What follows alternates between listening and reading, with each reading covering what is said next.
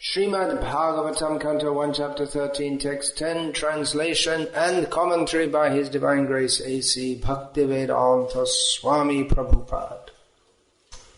Bhavad-vidha Bhagavatas Tirtha Bhuta Swayam Vibho Tirti Kurvanti Tirthani Swanta Stena Gada Bhrita. My Lord, with a capital L, should be a lowercase l. He's not speaking to Krishna, speaking to Vidura. My Lord, devotees like your good self are verily holy places personified.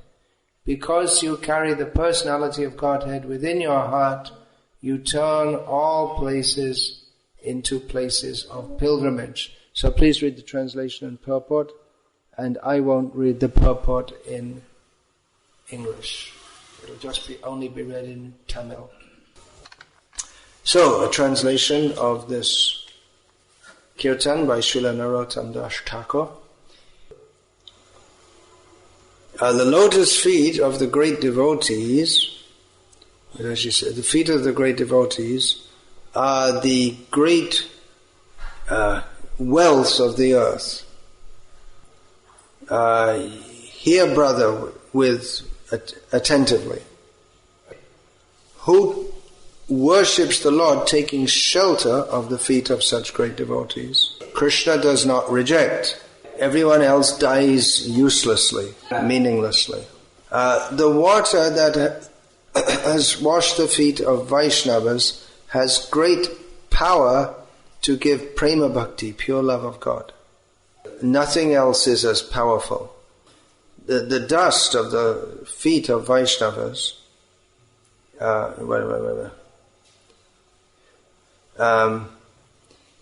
dust of the feet of the Vaishnavas is a decoration for the head. There's no other decoration. Now, in the Puranas, the Puranas have stated the purifying potency of the water at holy places, tirtha. That is just to cheat people away from bhakti. The lotus feet, the water is washed the lotus feet of the Vaishnavas. All of those waters of the holy places are not equal to the water at the lotus feet of the Vaishnava, which can fulfill all one's desire. In the Vaishnav context, when it's stated fulfill all desires, that means that desires for pure devotional service. Just like we sing in another song of Narottam Das about this spiritual master, Jai Prasade Purish Sharva Arsha, that by his mercy all desires are fulfilled. That doesn't mean desires for material enjoyment or liberation. You might get that. But it's not what's meant. It's meant for desires for pure devotional service. So continuing the translation of this song. The mind is always blissful in the association of Vaishnavas, which is equivalent to the association of Krishna. Crying, Narottam Das says that he has not got patience in his heart, and my whole situation has become shattered, which is a poetic way of saying that he's lamenting that he did not get the association of pure devotees. So this is, within this song there is the, apparently quite a controversial statement, that the Puranas' descriptions of the purifying power of the water of the holy places, they're just for cheating people away from bhakti. Of course, the Bhagavatam starts off by stating indirectly that all the rest of the Shastra is just cheating. By stating that dharma kaitava projita atra, this cheating dharma is fully rejected herein, it suggests that elsewhere in Shastra it's allowed. Vedyam vastavam atra vastu. This is the actual substance of the Vedas, which suggests that the actual substance of the Vedas is not elsewhere. Tapatrayon mulanam, it uproots the threefold miseries, which suggests that that is not done elsewhere in Shastra, or at least not to the same extent as in Bhagavatam. At the beginning of the work, the qualities of the work are stated that distinguish it from other works. So if all the Vedas could destroy or uproot the threefold miseries, then there'd be no point to state at the beginning of Bhagavatam. Lord Krishna in Bhagavad-gita states about the Vedas, Trigunya Vishaya Veda.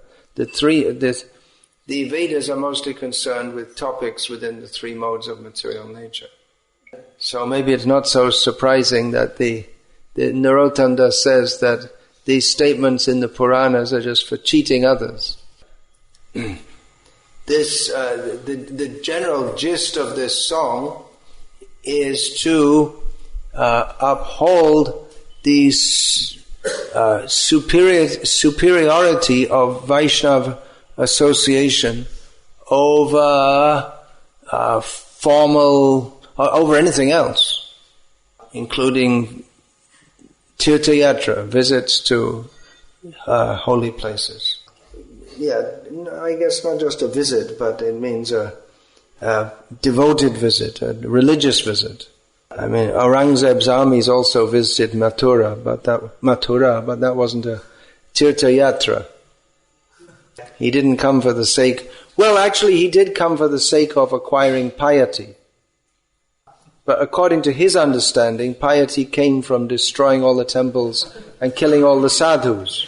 Just like 20 years ago, in the tense period following the destruction of the Babri Masjid, it was particularly tense in Gujarat. I was there at the time. And it was particularly dangerous for sadhus or people dressed as sadhus. Because according to the understanding of a certain class of people, killing Hindus is a pious activity, and especially sadhus. You get more punya for killing sadhus. Of course, they probably use a different word than punya. Same idea. Same idea. God is more pleased like that. So, Tirtha Yatra means going to a holy place for a specifically religious function, not for an aggressive function or business. People go for business, just like there's that idea. Go to the Rath Yatra, bring some bananas from your banana tree and sell them. Then you get Jagannath Darshan, Punya, and you make a little money also on the side.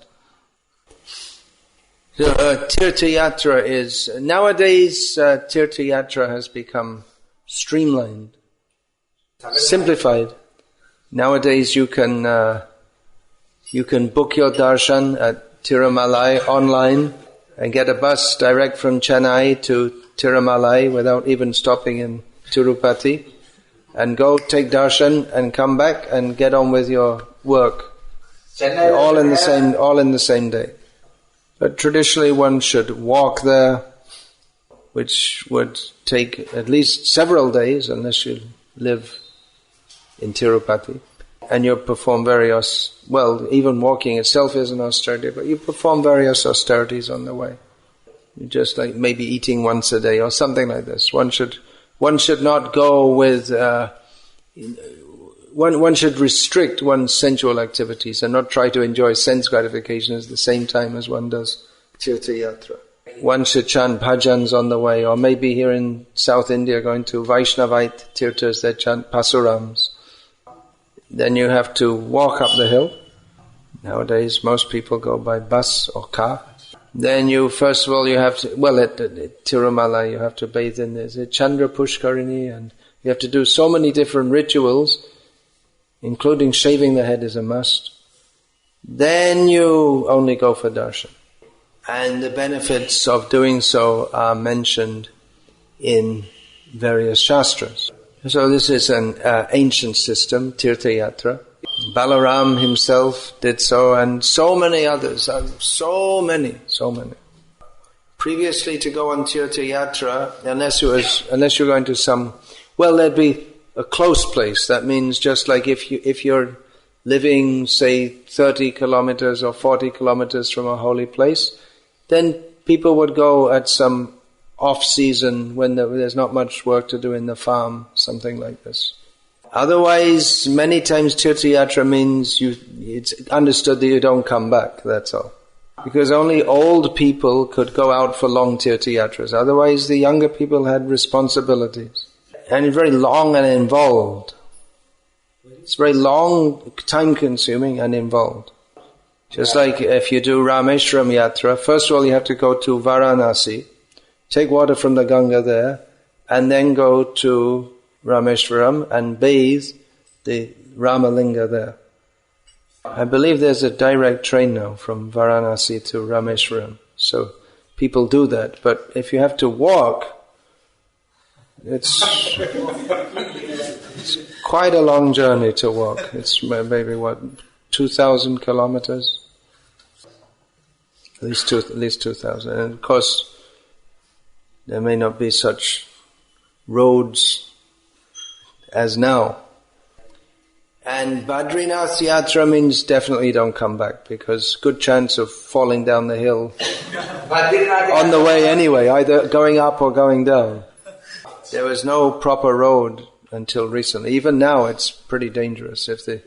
If you just drive a little bit not very carefully, then next day in the newspaper there's a bus falls off, 120 or however many people squeezed in are killed, because there's no question of surviving. When you fall down, it's a long way down. At least last time I went to Badrinath, which was quite a long time ago, there was no railing on most of the roads on the way. And there can be rocks falling down and blocking the path, so even if you go up, you can't come down. But people had the understanding, if we have to die, so if we die on Tirtha Yatra, that's auspicious. And you may go to a holy place and just stay there and not come back anywhere, especially Varanasi, Kashi. So many tirthas are highly praised within Shastra, that all the benefits you get from visiting them, the taking a bath in such and such a place is equivalent to doing 10,000 Ashvamedha Yagyas or something like this. And performing an Ashvamedha Yagya is no easy thing. There are 7 Moksha Puris mentioned in Shastra, which are Mathura, Kashi, Kanchi, Avantika, which means Ujjain, Mayapuri, which means Haridwar, Dwaraka, and Puri, Jagannath Puri. So these are the Sapta Moksha Puris. Dwaraka? No, Mayapuri is Haridwar. Dwaraka? And Puri. Puri, He said all of them.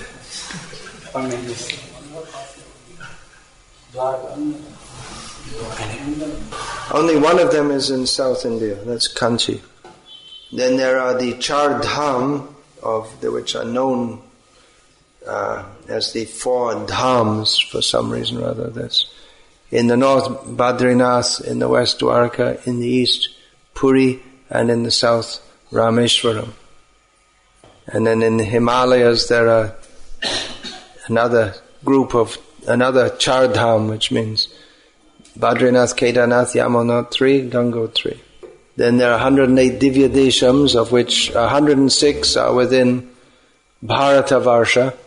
The other 2 you can't reach in this life. And many, many, many, many other tirthas. Tirtha means where there's the bank of any holy river is a tirtha. The place where the Lord performed any pastime is a tirtha. There are also his dhams, which are his eternal places of residence, which are manifested in this world. But not even all the tirthas may be mentioned in Shastra.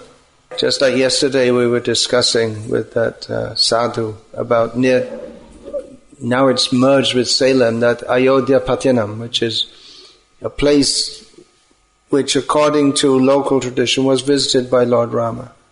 So there are many, many, many such places throughout India. And it's nice to visit them, isn't it? You like to visit? Narottam Das in another song says, Tirtha Jatra Parishram Kebal Mane Bhram Sharva Siddhi Govinda Charan. He says that visiting Tirtha Yatras is just, it's a big endeavor, and it simply confuses the mind. All perfection is found at the lotus feet of Govinda. But the holy places are holy places because they're in connection with Govinda. Of course, there are also holy places connected with Shiva and different demigods. But if we say that all perfection is at the lotus feet of Govinda, then surely the holy places, because they're connected with Govinda, it should be good to visit them. At some holy places we visit, it's very difficult to think of Govinda, because the local priests, you won't find much in South India, but in North India, in some places, the local priests, they're thinking so much about the money in your pocket that you can't think about Govinda. In South India, there's still a lot more dignity, I would say. Bhaktivinoda Thakur, he speaks about going to holy places. Gaura Mara Jeshabasthane Karalo Brahmana Range Sheshabasthana Heribo Ami Pranaya Bhakata Sange. He says that all the holy places visited by Lord Chaitanya, I aspire to go there in the association of loving devotees. So Chaitanya Mahaprabhu, he also visited so many holy places, especially here in South India. Many of them are described in Sri Chaitanya Charitamrita. But Krishnadas Kaviraj says that many are also not described. That Chaitanya Mahaprabhu visited hundreds and thousands of holy places, left and right, all over the place. Chaitanya Mahaprabhu did so on the pretext of searching for his brother, Vishwarup, who had taken sannyas prior to him. But his real reason was to purify the holy places and to bring Krishna Prema Bhakti to all those places. Now I may say, well, how can you purify the holy place? They're already pure. Yes, they're already pure, but there is, on many of them, there is a layer of impurity there also. If the people who live there do not magnify and exemplify that purity, Srila Prabhupada established his Krishna Balaram Mandir in Vrindavan, Sri Vrindavan Dham. And he gave many specific directions for the devotees, his disciples, who should reside there. That they should, for instance, that they should be exactly following in the footsteps of the 6 Goswamis of Vrindavan. To show an example to the residents of Vrindavan who are already there, with the idea that his disciples, by their behavior in devotional service, could inspire the residents of Vrindavan to come up to a better level. So if people are living in a holy place but they're not very holy, then it doesn't inspire the visitors there to be very holy.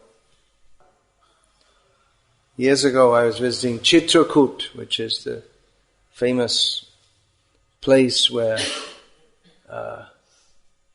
Ramachandra Bhagavan, when his brother Bharat came there and they met, Ramachandra Bhagavan was living there for some time. So some tree or something, there was some panda there, was trying to say that you have to give some money, and then whatever wish, you can get all the money and everything you want. He was saying to me. I told him, look, I'm a sannyasi, I've already given up all those desires. if you want to have so much money, then you yourself do it, and if it works, then why are you asking me to give you some money? You do it yourself and get all the money you want. So the association of such people will not inspire others in pure devotional service. Another point is that sinful people go to holy places with the idea that they'll get free from their sinful reactions by doing so. So the holy places get filled up with sinful reaction. So therefore we hear that the Ganga comes once a year to the Narmada to get purified. She bathes in Narmada to get free from the sinful reactions dumped in her. So that's one statement of Shastra. So it's certainly very relishable to go to holy places if we can have the pranaya bhakata shanga, if we can have the association of genuine devotees and discuss with them about the pastimes the Supreme Lord performed there. But if we, according to this verse which we're reading, which we just read, and according to the song of Narottam Das, which I just sung, wherever we get the association of a pure devotee, that is a holy place. Because pure devotees themselves are tirthas. Tirtha means a ford, and I'll explain what that is if you don't know what it means. Did I explain that to you before? It means a ford, not a Ford car.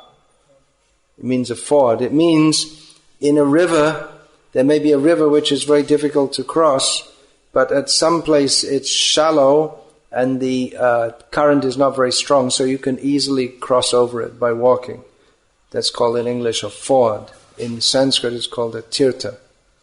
So that's the original meaning, you can say, and that's come to mean that a tirtha is a place where you can easily cross over the otherwise very difficult to cross a material nature and go to the other side, to the spiritual world.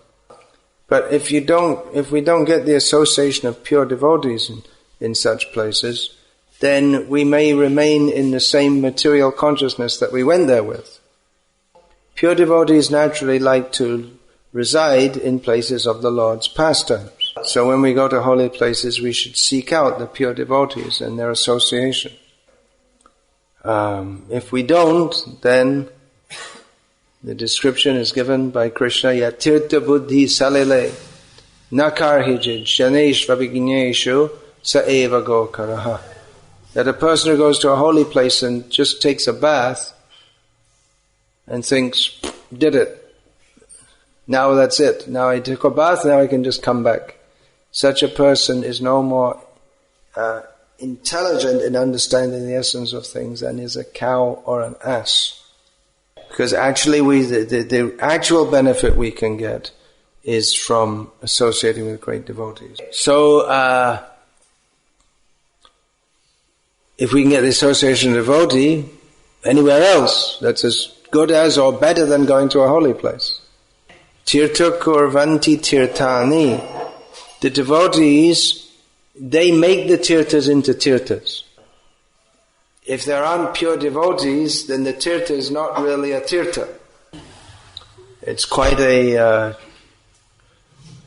outspoken statement of Yudhishthira speaking to Vidura.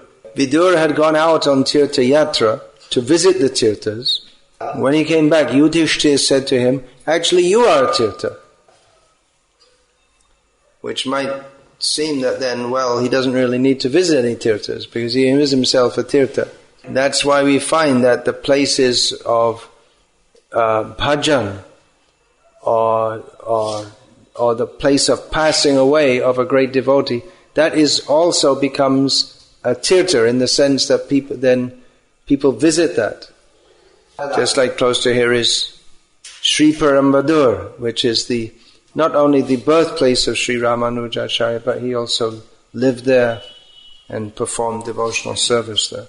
And there are many examples. That Mantralayam is the place where Sri Raghavendra Swami lived and passed away, and he didn't pass away, that's the whole point.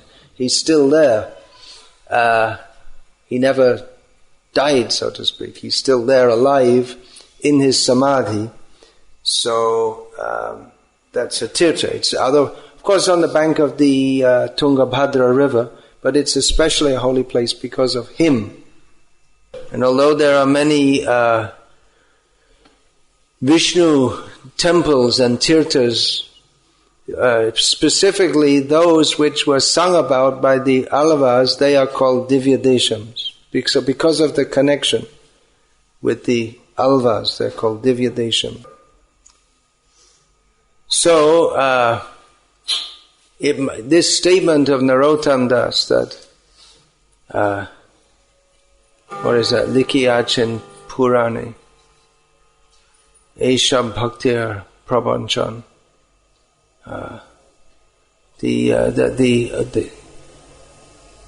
glories of the holy places are stated in the Puranas, but it's all for cheating people away from bhakti. You might think, well, this is some kind of Gauriya imagination of fanaticism. But it's upheld by Srimad Bhagavatam that,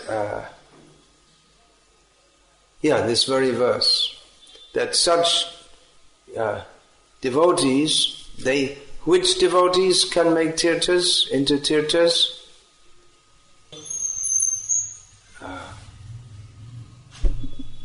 Tirtha kurvanti tirthani svantasthena gadabrita, who holds within his heart Krishna.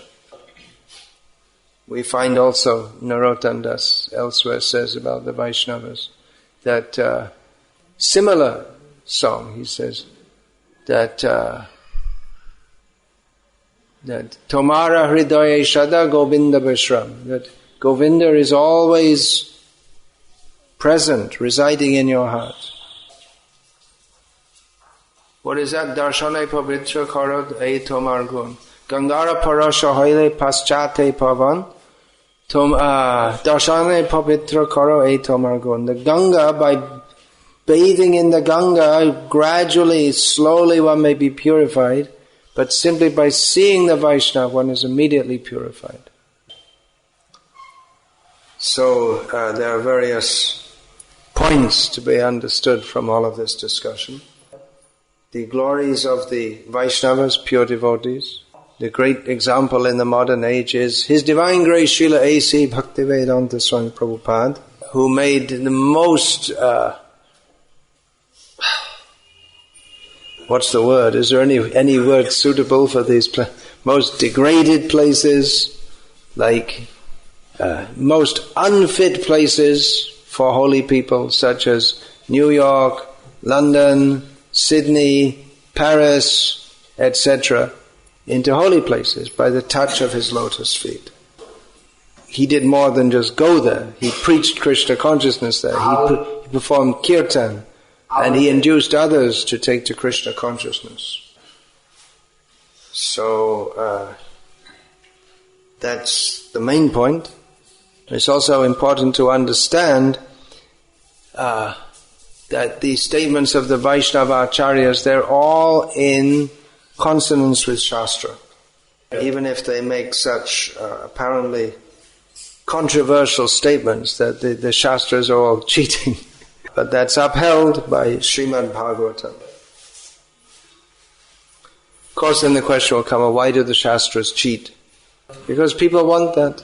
If you tell them, go to see this devotee, he will teach you how you can go beyond all material desires and fully surrender to Krishna.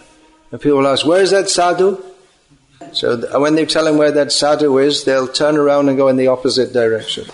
But if you tell them that if you go to this holy place, you can get free from all your sinful reactions, you think, whew, that's good. And you get some punya, so that that's like a buffer against the future sinful reactions that you'll perform. So such statements are true, but they address the cheating, perverse mentality of conditioned souls, with the idea that if they go to holy places, they're more likely to get the association of devotees who can tell them that they're all nonsense and they should surrender to Krishna. So many points could be discussed in great detail, but I'll finish there, unless there are any questions about this.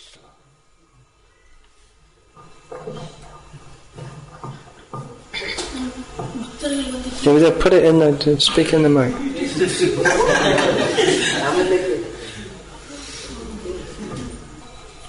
Oh, that's an important point. Why is the devotee considered a tirtha? Well, he can carry you across the tirtha, but also because Govinda is in his heart, he manifests Govinda. Who actually the tirthas become holy because of their connection with Govinda, but the pure devotee is manifesting Govinda. So, then what's this? So tell me his question. His question is,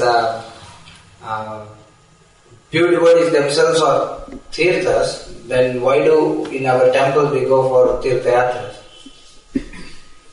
Why do we go on tirtha yatras if the devotees themselves are tirthas?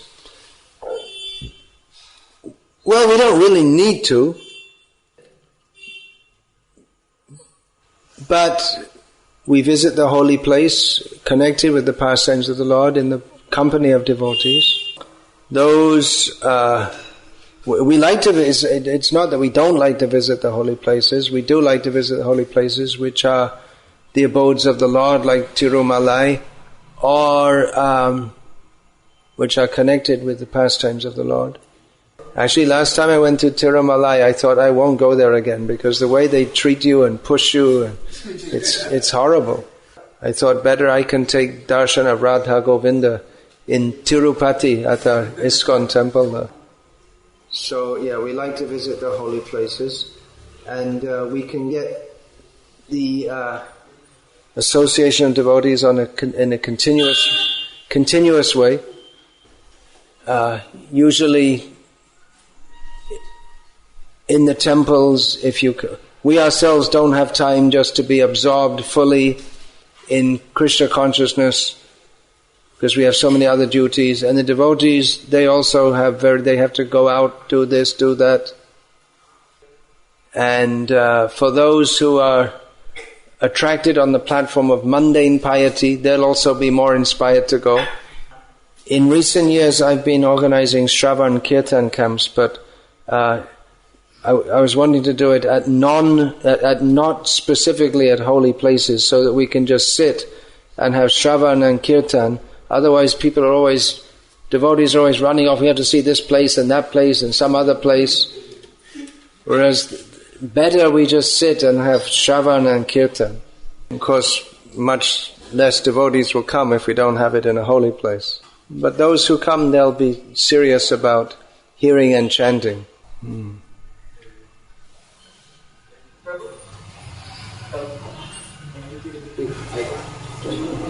You come forward, or just speak from there. And then you have to. Okay, go on. Prabhu, you say the association of us with the Vaishnava devotees makes us pure. But what do you comment of us having association with Mayavadis such as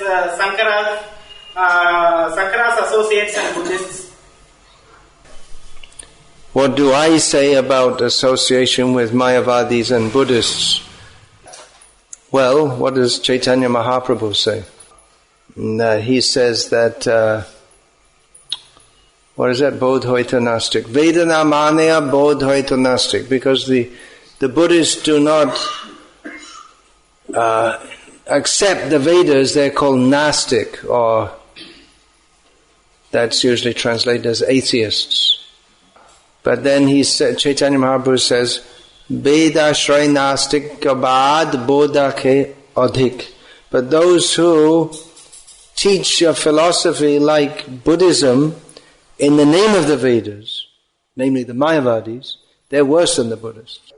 So don't associate with Buddhists and Mayavad. That is Chaitanya Mahaprabhu's injunction. Hare Krishna. Hare Krishna. Anything else? No. Yeah, okay, I understood the question. It's about the Alvas and the... What's the other ones called? Nayanmars. So Nayanmars they're the Shiva Bhaktas who are very famous in Tamil Nadu. So, yeah, they're similar to the Alvas, but they worship Shiva. Well, there's a problem there.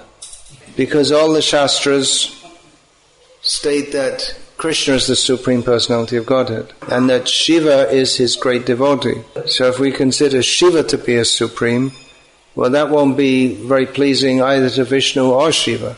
So they made a mistake. Of course, maybe it was difficult for Tamil people to accept this, because it's considered this is our Tamil culture. Somehow it's promoted that Tamil culture is Shaivism, although just as strong was Vaishnavism. Now some people are saying Tamil culture is Christianism.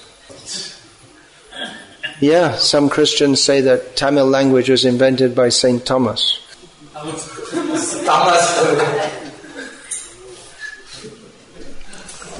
Therefore, Vedanta Sutra begins, Atato Brahma Jignasa. Now we should inquire into the nature of reality. We should understand the fact and not simply be sectarian. So the fact, according to Shastra, is that Krishna is the Supreme Personality of Godhead, not Shiva. We don't disrespect Shiva, we have the highest regard for him, but he is not supreme. He is called Parameshvara. That is true within the material sphere. Just like you could say in Tamil Nadu, Amma is supreme. But in all of India, who's supreme? I guess one of the Trimurti is Manmohan, Sonia, and Pranab. Anyway, we don't want to get too political here. But I'm just giving an example that within a limited sphere, the chief minister of, or ministress or whatever they're called, of Tamil Nadu is supreme.